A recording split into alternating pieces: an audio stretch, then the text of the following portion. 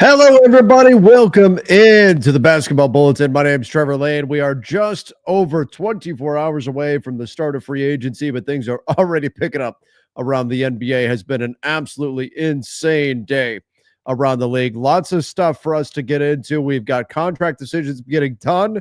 Julius Randle got a big new deal. We just saw a deal for AJ Mitchell. Trades actually happening. Saw a deal go down. I'm not sure what the Jazz were thinking in that deal. I think the Hornets pulled off a pretty sweet deal, getting a guy I like a lot in Colin Sexton. We'll talk a little bit about what that might mean. A very puzzling decision by the Brooklyn Nets. If you've been following me, you know I hinted at what may happen there. Day'Ron Sharpe not getting a qualifying offer. Same thing with Zaire Williams. We'll talk a little bit about that. And of course, you know, there's some things that might be going on in Los Angeles. Lots of stuff to talk about here. Joining me, just a moment here. I'll bring him in. No, he's backstage covering his camera. Donnie, how are you doing, man? So, oh man, I'm gonna wait. No, I can't bring him on. Wait, why is he? Oh no, just trolling. We've got the conflicting hats here. I got my Dodgers hat on. You got a Yankees hat. I got a bunch of hats on all the time, man. Yeah. I'm always alternating. You'll see me with everything. All right, we've got a ton of stuff to get into from today. Obviously, we'll talk about the Lakers situation with LeBron. We'll talk a little bit about the Dorian Finney-Smith situation as well, everything that's going on with that. A few other things, of course, that we need to get into. I guess this is a really quick one, but AJ Mitchell gets a new deal with the Oklahoma City Thunder. Not a surprise that he's sticking around 3 years, $9 million. I'm not going to be upset on a deal that small, $3 million a year. Cool. Yeah. No big deal there. Yeah, solid signing there. Let's see here. What else do we have? The big surprise, there was this trade. I was surprised with this, that Colin Sexton for Jusuf Nurkic, especially, I thought the pick was going the wrong way. And I talked about this a little bit already on the channel, but the Hornets got the pick, the younger player, who I think is the better player in Colin Sexton, and the cheaper player. Everything. But now it's not by a ton. We're talking a few $100,000 cheaper, 3 or 4 years younger. You're right. I mean, it's not like it's an absolute insane fleecing here, but nonetheless, it's surprising that the Jazz, I think, lost the trade on so many levels, but they do get a quality backup big, quality being a relative term, with Jusuf Nurkic. Why you got to do him like that? I mean, like he's a good backup big, right? He's an okay backup big. Like if you try to make him more than that, well, the Phoenix Suns know what happens. Yeah, is this his last year on that deal, or does he have another year? They're both expiring deals. Okay. Well, then, yeah, that doesn't make a lot of sense to me. Otherwise, I mean, it makes sense for Charlotte. They wanted another backup guard or another guard to add to the mix. So good deal, of course. And then they also pick up the pick as well. But it's just kind of weird, unless the Jazz plan to maybe flip a big. But even then, I think you still probably have too many anyway. So I don't know that you needed to go out and specifically target Nurkic. And maybe it's just, one of those things where they're getting a guy that they want to add to the organization for reasons other than trying to improve the team. Yeah. I mean, it does put the Hornets in now a tough spot because they don't really have anybody at the center position. I mean, they have Ryan Kalkbrenner they were able to get in the NBA draft, but they don't have a lot. I guess they have Moussa Diabate, but there's not a lot at the center position. Didn't they take position. Another one in the second round too?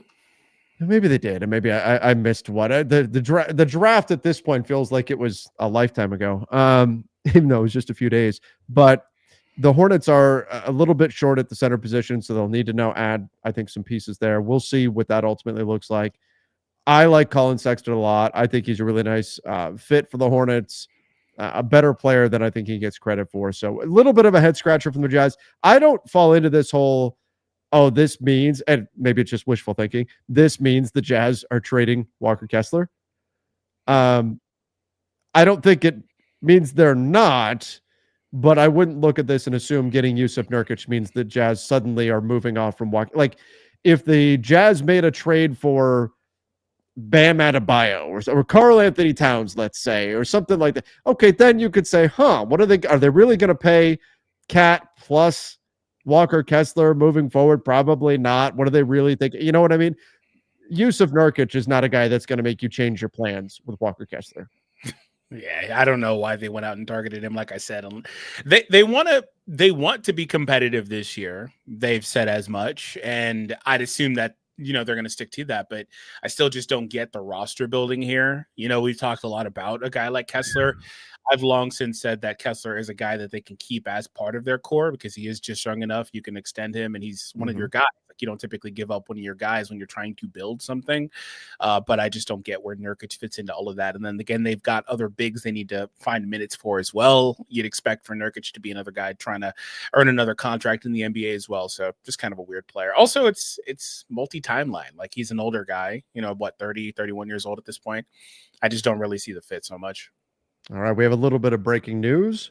James Harden, 11-year NBA All-Star James Harden is declining his player option and intends to sign a new 2-year, $81.5 million contract to return. That's the same deal he had to the Clippers. Yeah, so he's just going to keep running it forward there. And this makes total sense for the Clippers because that will now make James Harden and Kawhi Leonard both be on the same timeline contractually. So James Harden and Kawhi Leonard both will have 2 years remaining under contract. The Clippers, I would assume after that, they will have plenty of room to pivot, plenty of cap space to play with in 2027, and they'll be looking to significantly change their roster. So this is a 2-year window with this group, Kawhi Leonard, James Harden.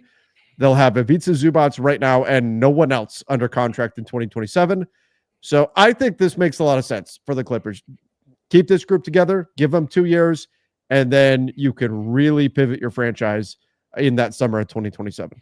Yeah, you can remain really competitive. And Harden was actually pretty good for them this year. I mean, he put up 23, 6, and 9. He was an all-NBA player. Like, I don't see much problem with this. And again, it's mostly the same contract anyway, just extending another year out. He's still around that 36 to $40 million range. So pretty good signing for them for sure. And they get to keep their continuity and all that. And again, Harden was good. Yeah, he really was. He really did improve last season, at least in all of his efficiency as the main ball handler. Wouldn't surprise me if the Clippers go after another ball handler, maybe a landing spot for Chris Paul. We'll see what that looks like there.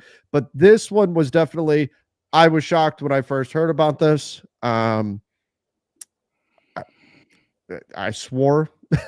But the Brooklyn Nets declined. There's a little more on Harden, by the way. Just really quick. Is there? Yeah, Shams put out another one. Who cares if he's an all-star? Yeah, I said all-NBA, but yeah. He put out a little bit more to elaborate. Okay, well, before we get to Day'Ron Sharpe, then the second year for James Harden, this does matter, has a player option and is partially guaranteed. The deal furthers the strong partnership Harden has forged with the Clippers since he arrived. So that's interesting. You don't see that a lot. A player option and a partial guarantee. That means that if either side wants to get out of the deal, they can. The Clippers can get out of it by agreeing to pay James Harden whatever the player option is for out of that $40 million. Or I'm sorry, whatever the guaranteed amount is for. Let's say it's $20 million of the $40 million guaranteed, and the Clippers say, we want to pivot right now. They could sell James Harden, hey, here's $20 million to go away. They can do that. And then James Harden also has, and I'm just guessing what the number might be. Yeah. And then James Harden also has a player option. So if he decides, I want to explore opportunities elsewhere in free agency, I can do that. You don't see deals like that a lot in the NBA where both sides have the choice. Yeah, it's an interesting contract for sure. Yeah. So that is indeed interesting. All right. Let's talk about this situation now with Day'Ron Sharpe. I was shocked that they did not give him a qualifying offer, which means he is now a free agent. Now, the Nets still have tons of cap space. What's interesting, though, is they did give a qualifying offer to Cam Thomas. So they must feel pretty confident that the market is not going to be strong enough for Day'Ron Sharpe for somebody to come and get him. Same thing with Zaire Williams. But nonetheless, I was surprised to find out that in order to maintain as much flexibility as possible as they can, the Nets decided not to give a qualifying offer to Day'Ron Sharpe, risking that another team could swoop in and get him. Now, that being said, it makes you wonder what the Nets are up to. Why are they so determined to have that much cap flexibility to the point where they would risk losing Sharpe, who was pretty good for that. I mean, he was a monster. He started 2 games last year, and he was insane in both games that he started. His rebounding numbers are phenomenal. Still has work to do as an offensive player. There's no question. He still has a long way to go. Good timing as a shot blocker. Sometimes fouls a little bit too much, but he's a good player. He's a good player. So now this opens up Day'Ron Sharpe to the free agent market and gives him the opportunity, if he wants now, to go somewhere else. So, Donnie, I'm still surprised that the Nets took this gamble, but maybe all will be revealed when we see what the Nets do with all this financial flexibility they've got. Yeah, I'd hope so, because a $6 million qualifying offer is nothing. So Yeah. I don't really get why they wouldn't do that just to make him restricted. But they must feel, like you said, pretty confident they can retain him, and they've got the extra cap space flexibility, and maybe they'll circle back to him. But I wouldn't be surprised if he winds up leaving, just because of all of this situation. Now, the one thing is, if he picked up the qualifying offer, if he played on that qualifying offer, that would send him to restricted free agency the next, or that would send him to unrestricted free agency the next year. So maybe they were worried about that. But even then, you want to make him a restricted free agent. I was surprised that they decided to do this. But yeah, it does make him potentially an option for someone else. Or maybe the Nets think they can get him back on a cheaper deal than the qualifying offer. Maybe they think they can get him for $4 million. Or something like that. That's certainly possible. What's the minimum this year? Depends on the years of service, but I believe it's like 3 million. I'll have to look it up, but I want to say usually it's right around 2 million and change, something like that. Yeah, because maybe they're hedging their bet that he's going to be a minimum guy elsewhere, and then decides to sign with them for a little bit cheaper than that 6 million as a result. That's certainly possible for them, but I think that they just want that flexibility to see what they can get done and then circle back to Sharpe afterwards. But you're playing a dangerous game because he's unrestricted, and maybe he decides to just go to another place and a team that's got more availability, in the rotation for him, and he can prove himself and earn a better deal the following season. Yeah, that's certainly possible. Obviously, Lakers fans are very interested in him. Yeah, they do need a center. They do need a center. Portis. Oh, here we go. We've got more news, Donnie. He's been at it all day today, man. People are saying I don't sleep. Talk to Shams. Crazy. My goodness. Bobby Portis. Porzingis. A 3-year, $44 million contract to return to the Milwaukee Bucks. 3 years, $44 million. Bobby Porzingis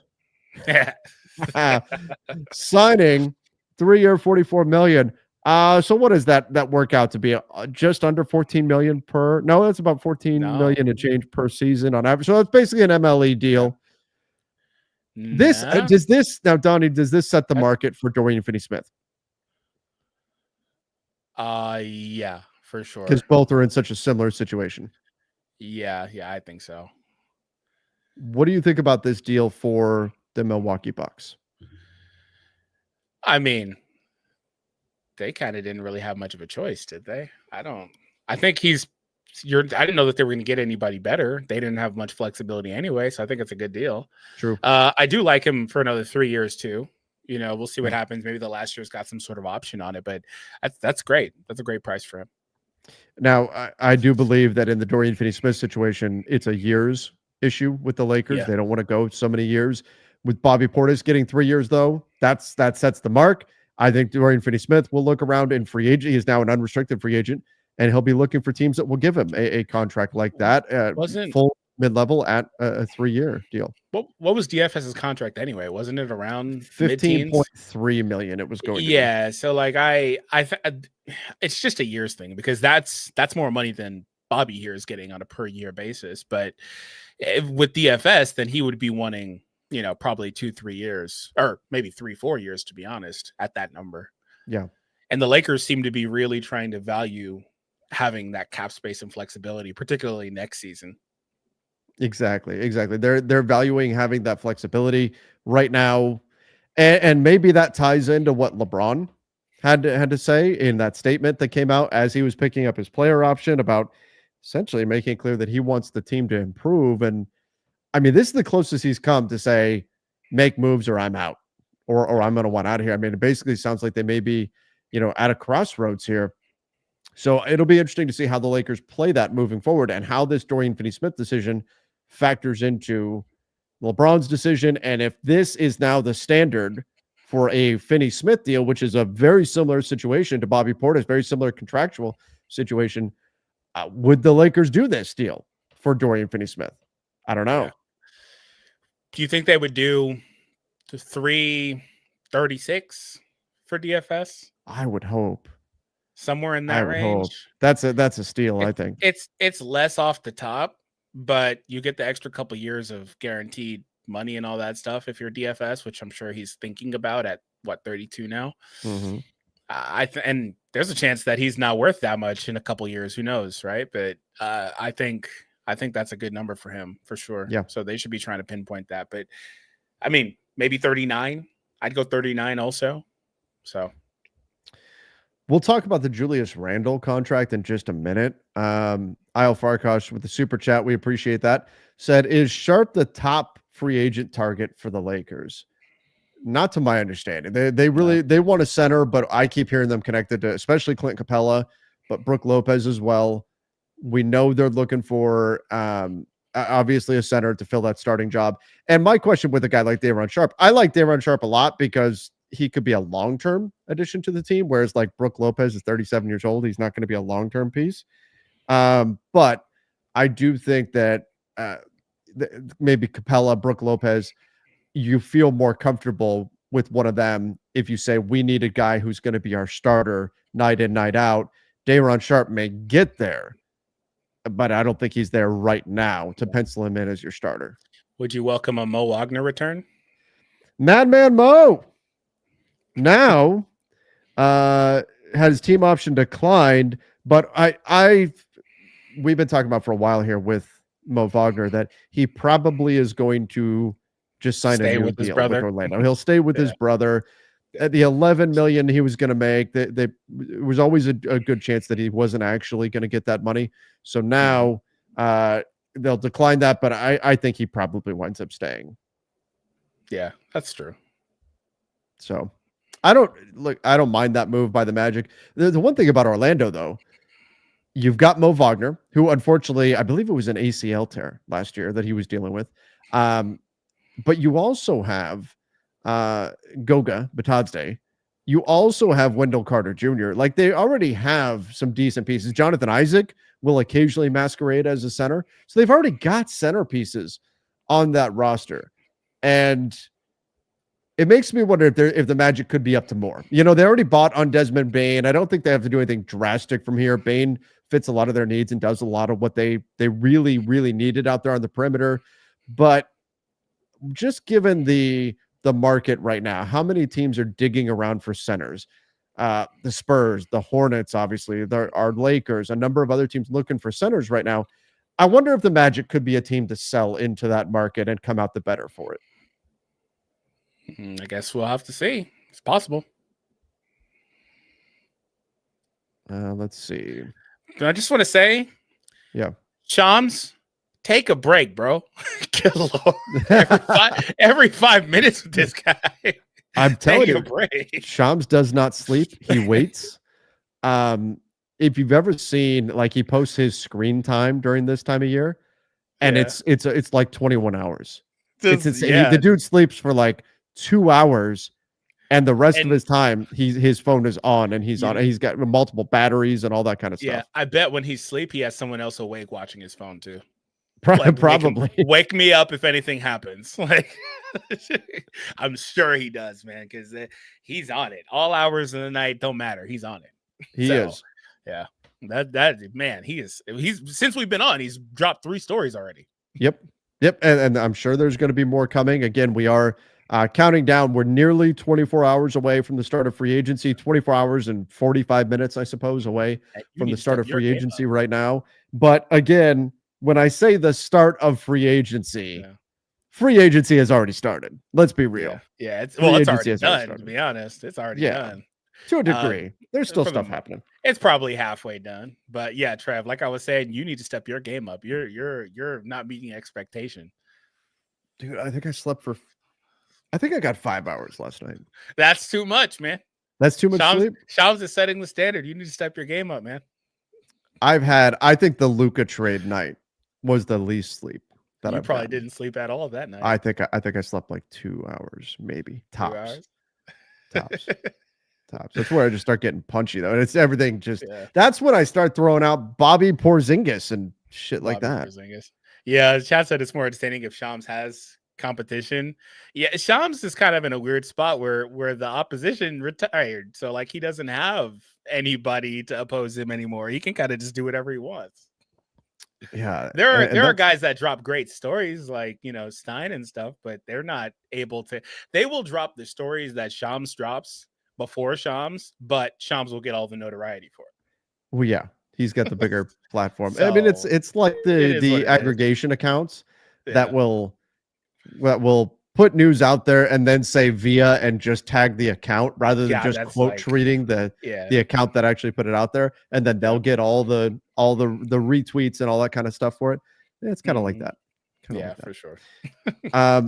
Okay, somebody asked a question here. What do we think about Royce O'Neal's value? So Royce O'Neal is a guy who I think should have positive value around the NBA. Had a really nice job shooting the ball last year. And a pretty versatile defensive player, can defend multiple positions. He's the type of guy a lot of teams are looking for. But 32 years old, the age starts to become a little bit of a question. But only 10.1 million. I think it'd be pretty easy to go get a Royce O'Neal, especially if you're willing to take on longer term money. He's got 10 million on the books for next year, and then 11.6 for the year after that. But what I could see the Suns doing is combine Royce O'Neal with Grayson Allen, assuming they can stay below that second tier apron, which let's see where they're at now once they add their rookies and everything. For the record, I like O'Neal in Phoenix. He's one of the guys they should hold on to. They're way above the second still. I thought they'd cleared a little bit, so they could send him out by himself. I do too. I like him there as well. So they'd have to send him out by himself, but I think he would have some buyers on the market if they really want to move him. I think Phoenix is so desperate to not bring back the same team as last year, though, that they're willing to just do stuff to do stuff. Just make a move just so it's different from last year. That's what they want, because that's how miserable last year was. That's terrible. They better not be in that position. That's not a good look at all. But I mean, you can shake it up with some of your guys. Like I'm sure they'd love to get off that Allen contract, for example. So maybe I don't know. I don't mind Grayson Allen on that deal. Well, they want that flexibility back, so they got him for a couple more years. I don't know if they'd love that as well, but he's maybe somebody that I think will be out there. But I do think there'll be buyers for Royce O'Neal at a $10 million deal. Yeah, nice 3-and-D wing as well. I agree. I think somebody will want him. The Suns just need to rip the Band-Aid off, man. We're not doing this again. They're not. They need to trade Devin Booker. I know we've talked about it, but they need to do it. And Bradley Beal, I mean, there's been talk that maybe they think that they could buy him out, or it's just like you're really going to have dead money sitting on your books for Bradley Beal. It just doesn't make sense to me. I don't know what they're doing in Phoenix. That the dead money thing is actually pretty nasty. They better not. It is. It was like what? What did we say? It was 20 million for like 5 years? I think 22 million in dead money. It's disgusting. That's like the absolute last thing that you do. So That's insane. I wouldn't. No. There was a report earlier today. Yesterday, that Beal would be open to a trade to the right destination. Right. On NBA Centrals. So there's that. It said Phoenix could try to trade Beal. But his no trade clause remains. The same was true before the last deadline. Bill will be open to the right trade that sends him to the right destination, but his preference is to remain in Phoenix, even if the team won only 35 games a season ago and just downgraded from KD, who is dealt to Houston as well. So like he wants to stay no matter what, but if you get the right destination, maybe, right? Yeah. He only wants to play in a warm weather climate. Chad. I don't blame him, man. Well, I don't blame him. Let's send him to Cleveland. Just give him what he deserves. Give him the Cavs. Why does he deserve that? What did he do?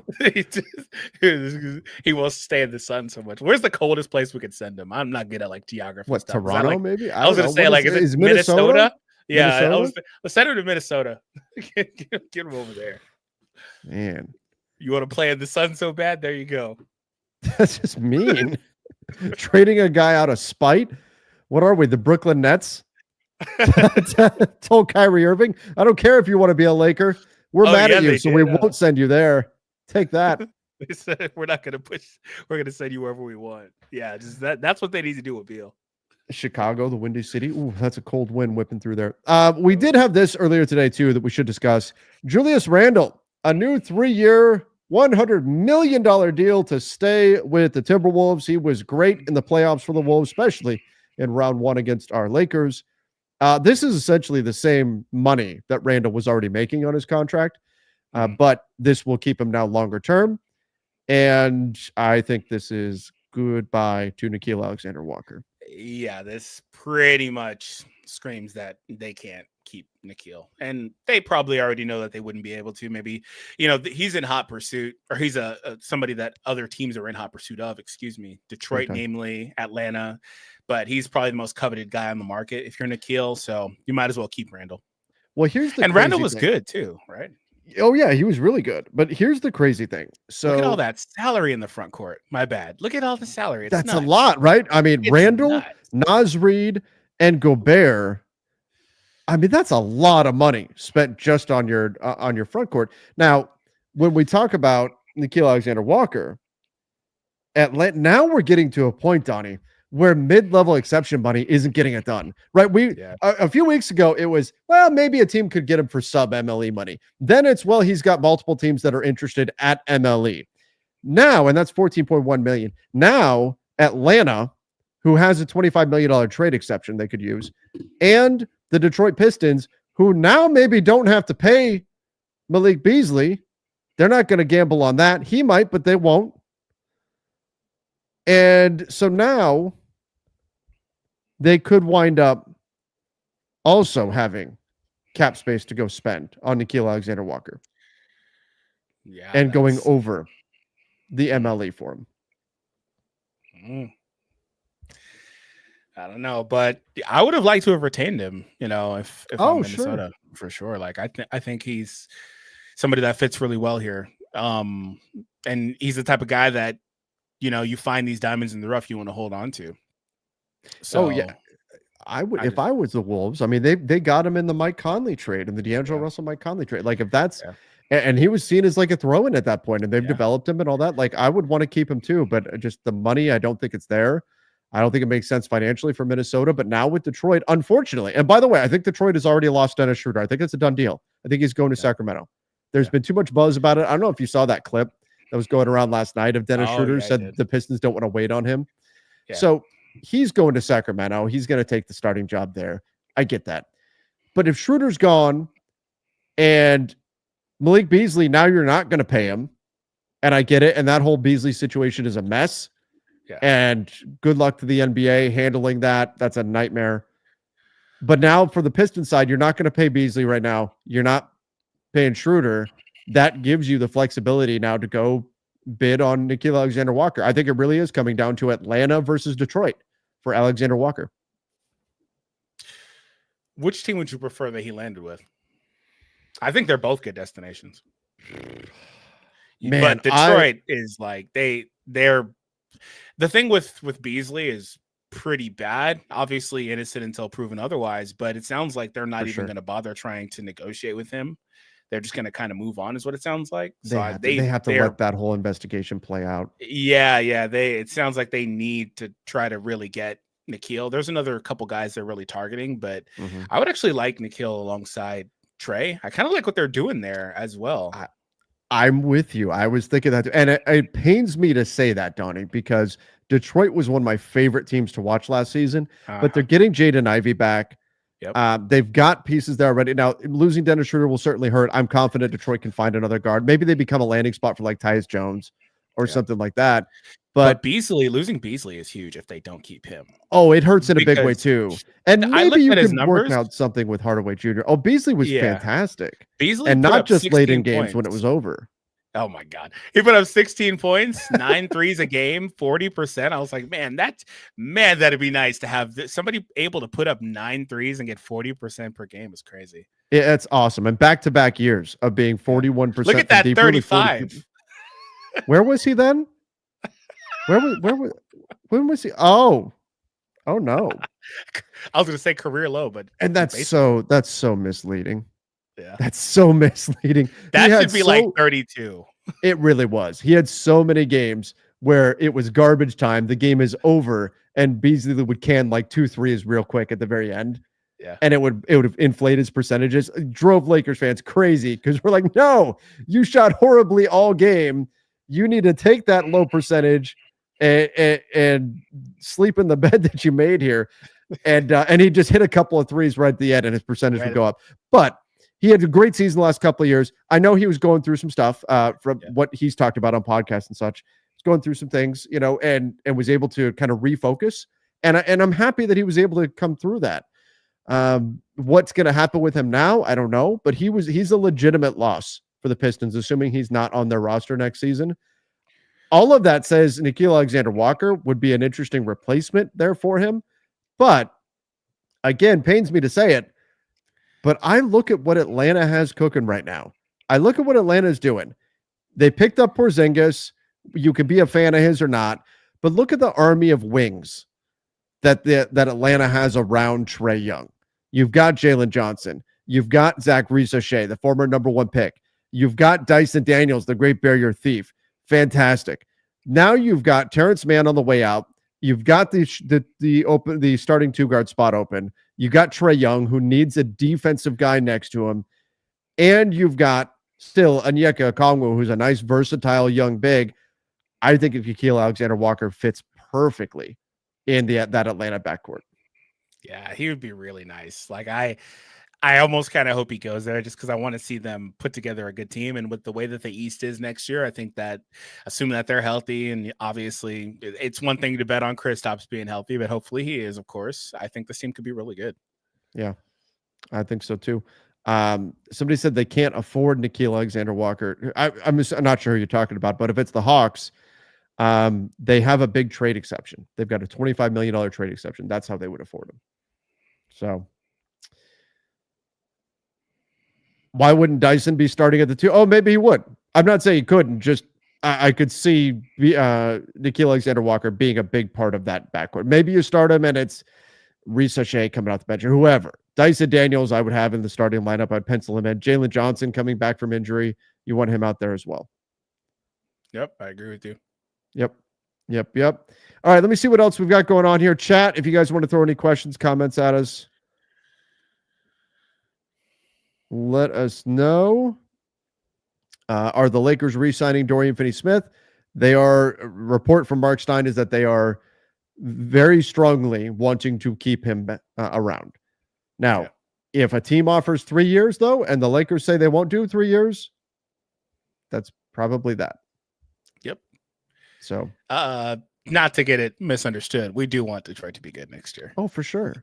Yeah, for sure. And I think Detroit will explore other options. They've got lots of different ways they can go, but I want Detroit to be good. I like seeing Detroit. I just think Alexander-Walker is a great fit in Atlanta too. Yeah, losing multiple of the players that were a big piece of their step forward next year is tough, and so they're going to have to figure some stuff out. But I love Cade. He's one of my favorite players in the NBA, so hopefully that team's pretty good as well. Yeah, for sure. I'm excited about the future of the Detroit Pistons. Let's see what else we've got here. They don't have to use all of their trade exception. They just have to use enough to beat the full MLE options. They might have to use enough of it to beat the Pistons offer, which can now also be above the full MLE. So that's something to consider too. How much is Nah gonna get for real? Like, does it get up to like 15? It's kind of looking like that's where it's gonna be. Yeah. Do we approach a point where there's too much money? Yeah, do you like that number for him? I don't know if I like 15. It feels like I wouldn't hate it, but it does feel like a lot. I don't know. I just wonder if we're gonna get to a point because he's the main guy on the market that teams are after. Like, I just wonder if we're gonna get to a point where he's getting a little too much money for value, but he's still young, so. Yeah, I mean, he is indeed the primary guy out there. By the way, this is maybe a little more minor, but Duncan Robinson declined his early termination option. Would have only been about $9 million guaranteed, as I recall, and will work with the Heat on a new deal to return. I like this though. I like this by Shams. He'll work on a new deal to return or move elsewhere. Sources tell ESPN. No, I assume that he's just going to retire tomorrow. It's like, hey, Shubs, it's Thunder versus Pacers, NBA Finals. Who's going to win? Sources tell me the Thunder are going to win, unless it's the Pacers. One of these teams will win. That's a Magic Johnson tweet right there. I think that's what that is. That's yeah. I don't know who Duncan Robinson's agent is, but Duncan Robinson's agent saying we would prefer to return to the Miami Heat, but we don't want to scare away other offers either. So kind of leave it out there that, you know, we could go elsewhere too. Yeah, that probably makes the most sense. Is 20 million option? That's kind of a lot. Do you think he's going to get more than that? Well, but he only had 9 million guaranteed on it, and then it would have been expired. So, and I think that would have given Miami maybe incentive to waive him. Whereas maybe they can work out a longer term deal there. So, but that is a lot. Yeah, if he was just, I think he would pick that up if he was just getting a straight, 20 million. Yeah. Shams needs to stop tweeting out these stories separately. Right. I keep seeing a Shams tweet. I'm like, but never mind. I'm jumping with all the news. Yeah. I'm jumping. Are we waiting? It seems like all these guys had these options for today. So. Oh yeah, they're all today. Yeah, today the deadline was, well, in fact, the deadline passed. It was 5 p.m. Eastern time. Okay. Was the deadline for these options. Sharpe and Bruce Brown for 7 each with the MLE money if Dorian Finney-Smith leaves. 7 each? But that would mean you're counting on Daron Sharpe to be your starting center. Can I interest you in a Jackson Hayes re-signing at that point? Laker fans are not going to be happy about that. It wouldn't shock me if he's back. I'm fine with Hayes coming back. Just not as the starter. I'm fine with him coming back, though. I'd actually kind of like to see Koloko get burned. He profiles as the type of guy that, would fit well next to Luka. They made him a restricted free agent this summer. Yeah. This morning, I guess. They made him a restricted free agent. And then also picked up, congrats to Jordan Goodwin. Got his team, as expected, but got his team option picked up. Did you cover Jay Will? No. Oh, you're right. Jalen Williams got that new deal. I forgot about him. See, so much has gone on today. Let's get to the super chat here, and then I'll pull up the Jalen Williams thing. Would you do Dalton Connect, Maxey, Gabe, absorb MLE? What does that mean? Does that mean trading him into someone else's mid-level exception? Vando, yeah, that must be what it. Well, no, if it's for Claxton, they've got cap space, not an MLE. Okay, and a first and a swap for Claxton. So bottom line, Connect, 2 expirings, Jared Vanderbilt's, I think, slight negative value contract, and a first for Nick Claxton. Yeah, I think the Lakers would do that. Right? I mean, if you get to keep DFS too. Yeah. Full mid-level we can use. Assuming all that is how that works out. Yeah, that'd be a good outcome. Yeah, I agree. Now, if you get Clax, what kind of big are you targeting on the market? More of a bruiser. You probably want, I was gonna say you probably want more of like a bruiser type. Yeah, Jackson Hayes is gone, and that's, in my opinion, that's what if I was Rob Pelinka, Jackson Hayes is no longer an option if Nick Claxton is my starting center. Yeah, chat's saying that's too much for Nick. And maybe, like he's a polarizing guy because the problem is he weighs 215 pounds. Yeah. Right. Like, so he's a mobile center. He's really, essentially, he's like a better version of Jackson Hayes. He's that's Jackson really Hayes what, that's really what he is. Yeah. And so that's the challenge. Like, is that what you want? Is that what you're going for? And if the answer is no, that's not really what you would, then you're not going to do something like this. I do think Nick Claxton would look better on a better team. I think he's got some real skills. I think that his ability to be a switchy defensive player, to defend guards better than most bigs can. Mm-hmm. I love his timing as a weak side shot blocker. He does a great job there. There's some concerns about the finishing, but he's actually not even a bad straight line driver, which most bigs aren't. But he's got the ability to put the ball on the floor. So there's a lot to like about Claxton's game, and I think the ceiling is higher than what we've seen in Brooklyn, but it's not so definitive that you can say, oh yes, they have to get him. He is the guy for them moving forward. If you're sold on the question marks with him and you believe it's all going to be okay with the weight and all that kind of stuff, then you would do something like this for him. But if you have some concerns, then this may be a little bit too much. Yeah, he's a great lob threat, good rebounder, great shot blocker. A couple years ago was one of the top 10 finalists for DPOY despite being in Brooklyn. Although that might have been the year they were good. But anyway, and he's still young. Like, I think he's the type of guy that you would want to put next to a Luka despite him being slight of frame. But how much are you giving up? And the chat saying that's a lot. I mean, you're going to have to give up a lot because it's just kind of the market that we're in right now. And everyone knows the Lakers need a center, etc. So you may have to overpay if you think he's your guy. By the way, if I am any team negotiating with the Lakers, and I'm sorry to say it, it got harder today. Any team negotiating with the Lakers right now, the price just went up. It did for sure. The LeBron news is not good news for that. Nope. Because they're looking at it like, oh, well, LeBron wants you to improve this team. Yep. You got to re-sign Luka. We know you needed a center already. What are you doing? So we told you last time it was a first and a swap. Now we actually want a first, 2 swaps, 2 seconds, all this other stuff, just hypothetically. Like they're going to do that stuff. So they're going to say, we want a first. We want anything else you've got. Give us a few of your championship trophies from years gone by. We want all these things you're going to have to throw in. We want you to throw in all this stuff. And Rob is not one that likes to get fleeced. So no, there's a chance. See, in seasons past, Rob would be like, oh, screw it, I'm not going to do anything. It's kind of tricky right now because you have to re-sign Luka, and now there's this LeBron cloud. Like, you've got to make something happen, Rob. Like, I don't really know what to tell you at this point. You can't run it back.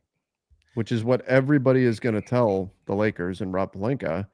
Like, exact same thing you need to go. You need to get stuff to impress Luka. So we'll take everything. Thank you very much. Yep. Jalen Williams got a 3-year, $24 million contract extension with the champion Oklahoma City Thunder. I think it's an interesting deal for him. I don't necessarily mind it. What's interesting about it is it has a team up, which, by the way, bravo Thunder. Yeah. Rob Pelinka, could you take a page out of the Thunder's book? Look at all the damn team options that the Thunder have. Now, some of it's because they're rookie contracts, but still, like, what a concept. Team options. Rob loves options. Player options. Player options are the worst. Rob had a season last year where he had like 5 guys with options. Yeah. He loves passing them out like candy, man. But the one thing that's interesting is that the contract does run longer than next summer, which is when Chet Holmgren's going to get paid. That's when the other Jalen Williams is going to get paid. They're going to get probably max deals. And so then you may be faced with some difficult decisions on guys like Isaiah Hartenstein, Lou Dort, Kenrich Williams. And by now having Jalen Williams locked up at $8 million for that season, that's not a lot of money, but that's more money locked into your books and makes it now more likely that you're going to have to make a tough decision with Hartenstein, Lou Dort, somebody like that. Now, they did draft, I want to say it was Sorber they got in the draft that could be a Hartenstein replacement at some point. So maybe they've already insulated themselves there. But I think this deal, while value-wise, I think it's more than fine. It's movable if they need to, of course. But it also could put you that much closer to having to make a tough call with a player who is pretty important to you in your championship run. Yeah, and I'm sure they're aware of that. The reality is that they're going to have to make some of those decisions as these guys start getting paid. And then, we're not far from looking at Shea getting a $70 million extension, so like this is just all going to hit at the same time. But the good news is that they're going to be able to cycle some of these guys in and out. And there's so many options here that if they need to cut some salary, they can do so. Yeah. All right, let's go. Yeah, look, the Thunder, there's zero chance that anything I'm talking about there caught the Thunder by surprise. Yeah. It's not like they don't understand the cap rules or anything like that. Yeah, they already knew. They forecasted this years ago. But the most important thing is now at this point for them running it back at this point. Because if you can sneak a second championship out of this core before you have to make any serious flips on it, then you really, really won. I mean, they've already won, but you get my point. Right. For sure. Okay.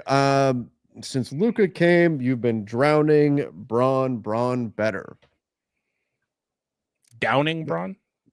Drowning is better than drowning, I guess.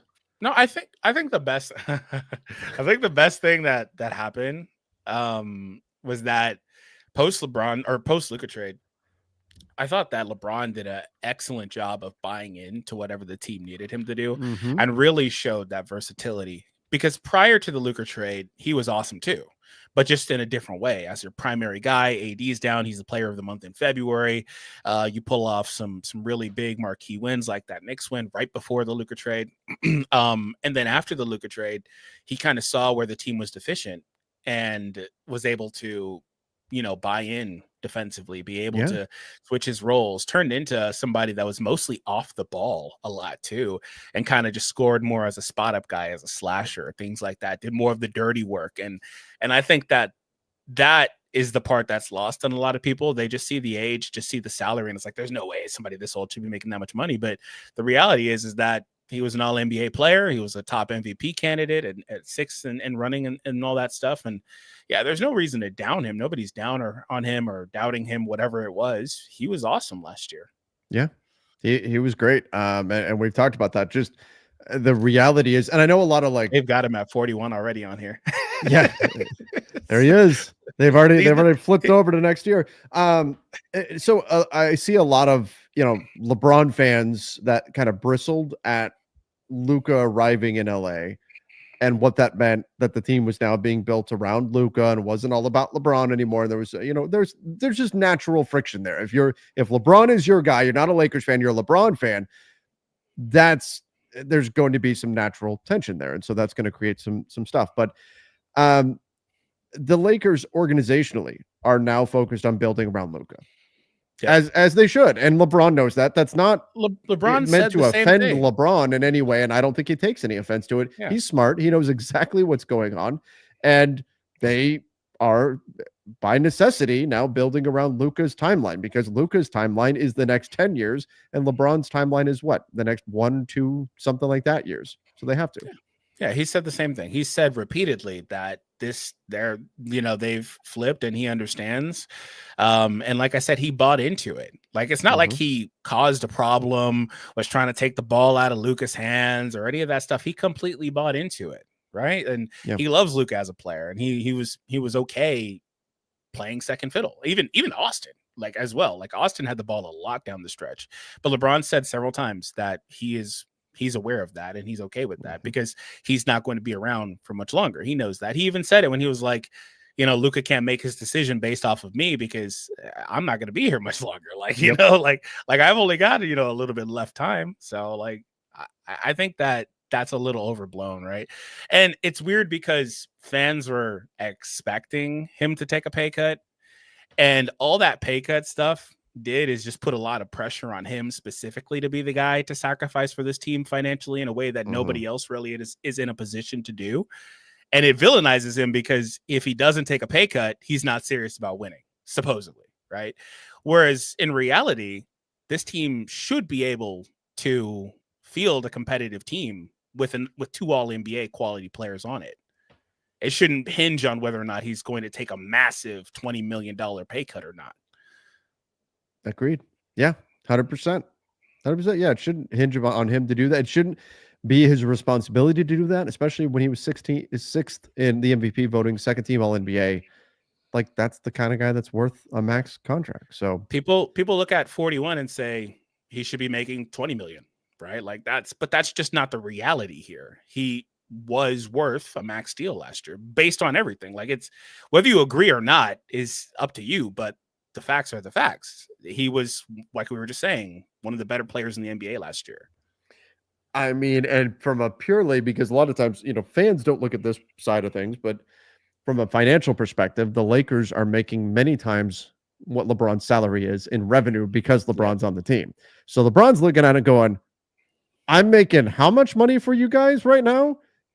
And you want to give me a pay cut? What? Yeah. Like, you know, and I'm not saying the Lakers even approached him or asked him to do that. Just that concept. It's a bit strange that it would fall on the player in this situation to do that. Yeah, absolutely. And this is just a weird mindset to have because anyone defending him because normal people don't make that much money. Like, can't you say the opposite too? Just because you're looking at it and you're counting what somebody else is making, that's also not right either, right? It's just simple. The simple reality of the situation is that this team is in a position where they have to make moves on the margins. And I think with LeBron, he really set himself up for failure last year. He tried to win brownie points with the pay cut last year, where he was like, oh, I'll take a pay cut if you can get me these guys, but they really weren't going to be able to get most of those guys. Yeah. So that was something that could have happened, but that set the expectation, right? Exactly. And then that's all anybody was talking about this year is do it again. Do it again. So I don't know. It's weird. We could really talk about this all for a while, but the reality is that he is the most polarizing player in the NBA, and he's on the Lakers. So there you go. There it is. And I literally spent over 2.5 hours this morning talking about it live. Yeah, you can talk about it. You can talk about it a lot. And then, like I said, you're not going to sway the people that think he doesn't want to win because he took all the money he could. You're just not going to. So no. All right, let's go here. Is trading Reeves and expiring's the best way to build? I mean, it all depends on what you're getting back. If you're getting back stuff that's going to help you build in whatever way you think you're going to, then sure. But again, it depends on what you can get. The Houston Rockets have emerged as a viable free agent landing spot for Dorian Finney-Smith, according to Jake Fisher. Oh, okay. I thought it was Shams again. He'd be such a good fit in Houston. I hate to say it. He'd be such a good fit in Houston. That's a win now move right there for sure. DFS and KD with Amin Thompson, with Jabari Smith, with everything else they've got there. With Tari Eason, with Alfred Sengun, Fred VanVleet. Yeah, that's a hell of a way to replace Dylan Brooks too. Woo! My goodness. Yeah, I don't know. We'll see what happens with him though. I still feel like he's going to stay where he's at, but man, it's not as clear as I thought it was. I thought it was a no-brainer. He's Luka's guy. Luka loves him, all stuff. You're going to do what you can, but there's some friction here. You got to wonder what Luka thinks hearing all this stuff. He can't be thrilled. One of his best friends. You got to wonder. And we just were talking about that. You need to make Luka happy. You need that extension. Yeah. If Luka comes to you and says, give DFS whatever he wants, you've got to do that. But also, I don't know if Luka's doing that or not. So, wow. All right. I'm sorry, but I would actually really like him in Houston. I actually really would. He'd be a great fit. Lakers tragedy aside from the fact that, aside from the loss on LA, just purely basketball speaking, I'd like him in Houston. Let's see.